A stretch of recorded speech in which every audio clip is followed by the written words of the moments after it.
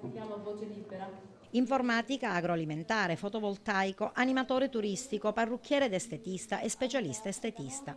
È l'ampio ventaglio dei settori legati ai corsi di formazione professionale promossi dall'ANFE, diretta da Giuseppina Brancato, al centro di un incontro organizzato stamane all'ex Collegio dei Filippini di Agrigento. Un momento di promozione dei risultati finali dei progetti Forgio Fasse Formazione Permanente nell'ambito dell'Avviso 20 2011, che ha coinvolto circa 250 giovani della provincia di Agrigento. L'anno si è concluso con la progettazione dell'ANFE provinciale, in quanto questi corsi sono stati proprio progettati al fine di poter dare la possibilità ai giovani che vogliono ancora riqualificarsi e qualificarsi di essere presenti all'interno del nostro ente, per cui dare la massima professionalità è il nostro obiettivo principale. Ci sono dei corsi proprio diretti a ragazzi che vogliono partecipare come estetista e come parrucchiere, che oggi come oggi sono molto richiesti a livello nazionale, per cui hanno la possibilità di lavorare all'interno dei centri di benessere, non solo in Sicilia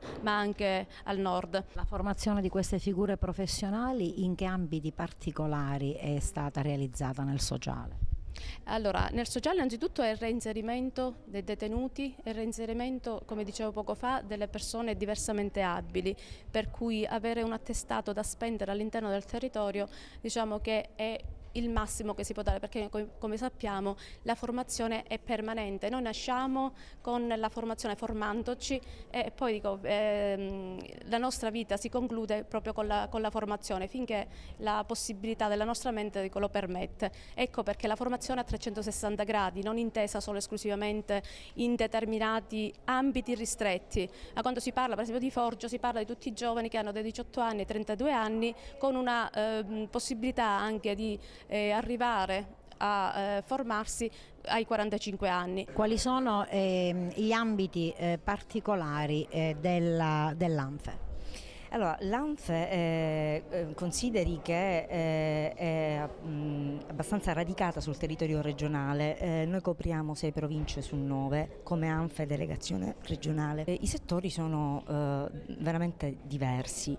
Si va dall'informatica ad altissimo livello al restauro, per poi passare al settore sociale, delle energie rinnovabili e del turismo. Quindi, come vede, sostanzialmente vengono, come dire, i corsi dell'ANFE abbracciano tutti quei settori che sono strategici per l'economia siciliana.